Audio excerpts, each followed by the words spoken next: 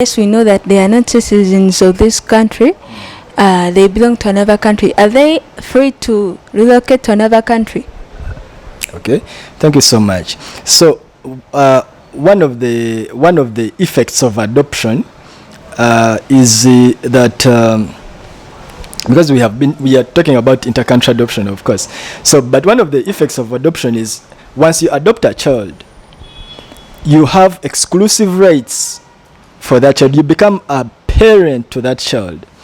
So, for example, right now, if your parents call you and they tell you to go with them to the US, will you refuse if you have everything?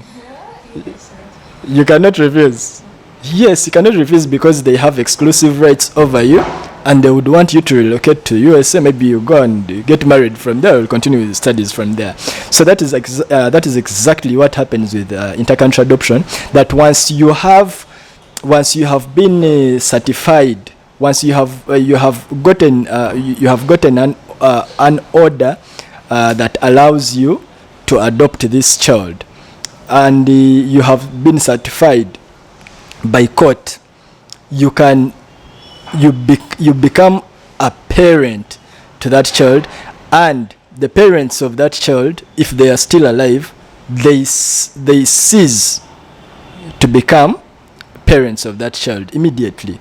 So you are the one now who takes on the role of being a parent of that child. So you can do anything that you can even change the passport of this child.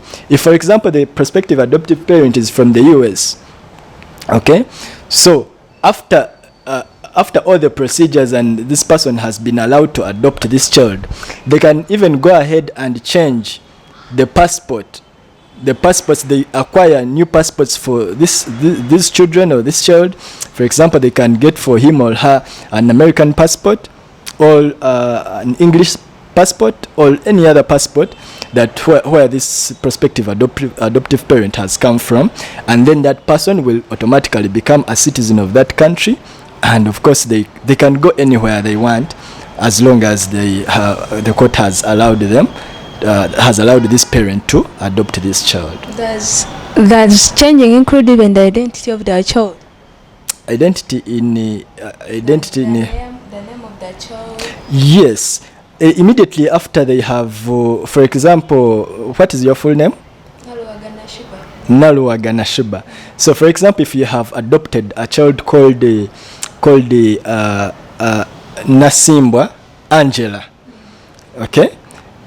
So you can, after adopting that child, after you have fulfilled all court requirements, court has given you, granted you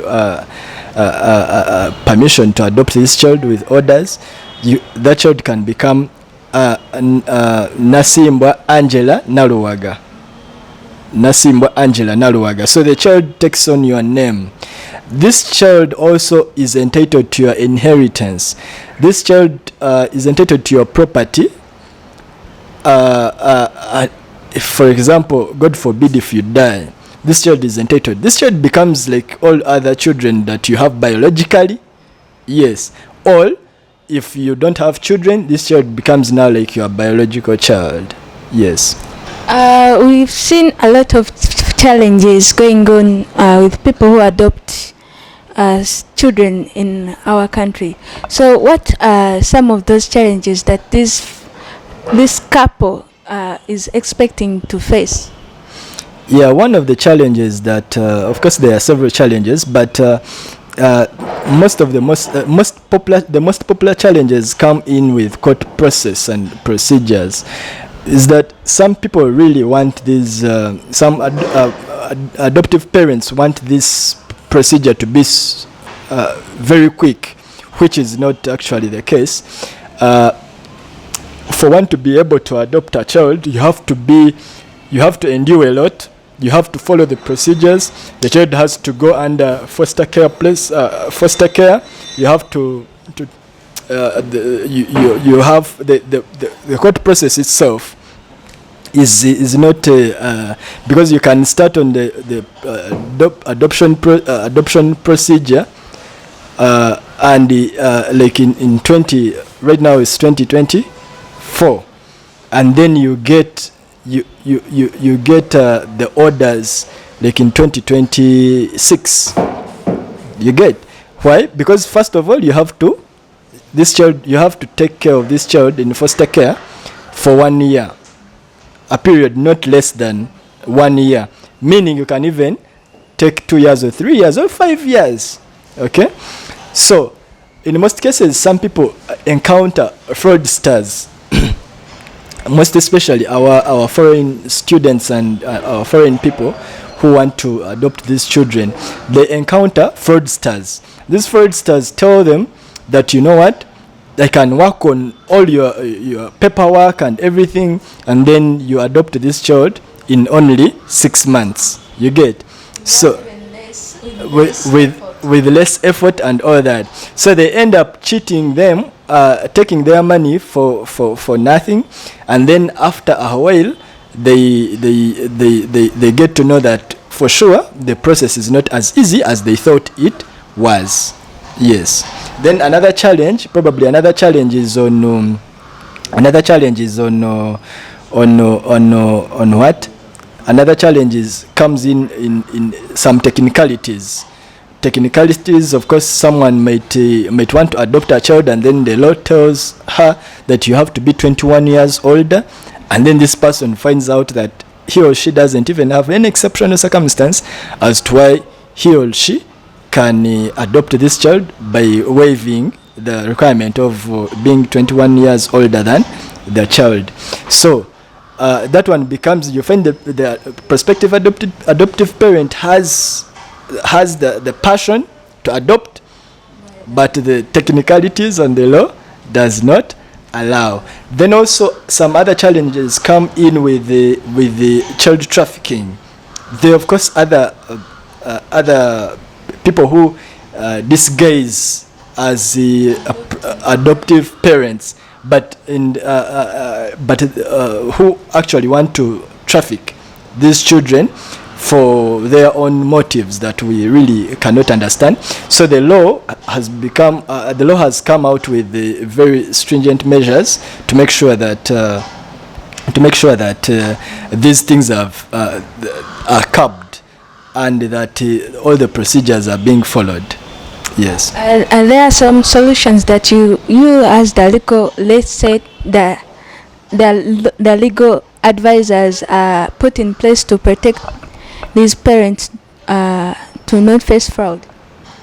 Yes, of course, we have laws that can help these parents, but what I can actually tell the parents, who are the prospective adoptive parents who would actually want to adopt children here in Uganda, is that they have to carry out some due diligence to see, okay, and understand the procedure or process. How can they carry out due diligence? Is by asking people who are good at this, so that they can help them to make sure that they can be able to adopt the children. When I talk of people who are good at this, of course, they can talk to lawyers who can do this for them, so that they can be able to do not face the other side of the law. Yes.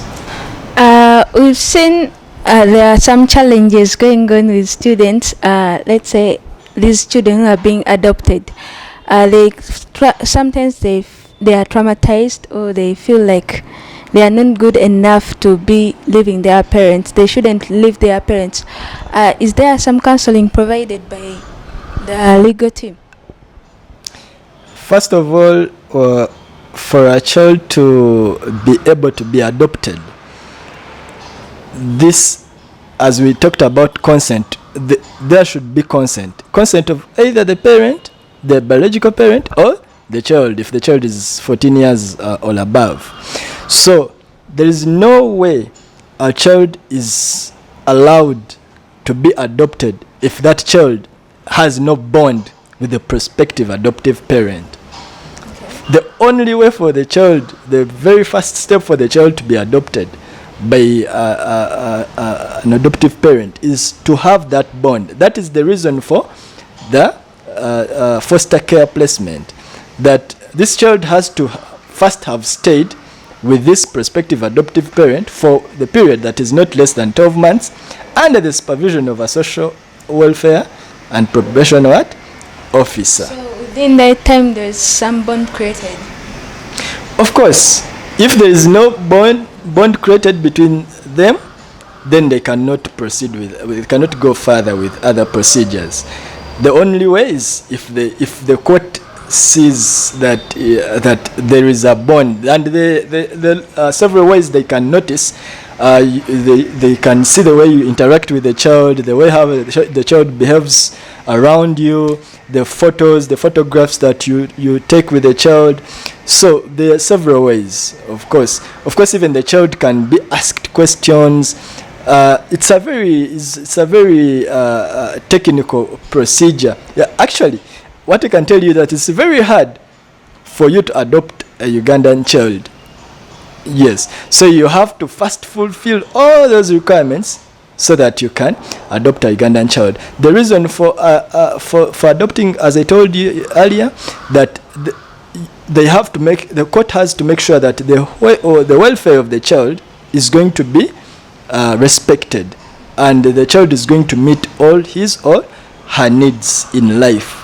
So if one of the needs of a child is to have a good mental status or health, and then they see that you, the prospective adoptive parent, you do not make this child comfortable when you are around him or her, so of course they can deny you the adoption order. Thank you. It has been Mr. Mujunda, legal advisor here at Old Kampala Outlet School, taking us through the adoption process for foreigners or for non-Ugandans. It has been your host Nalwagana Shiba on our show The Law with MX Media. Thank you. Till next time.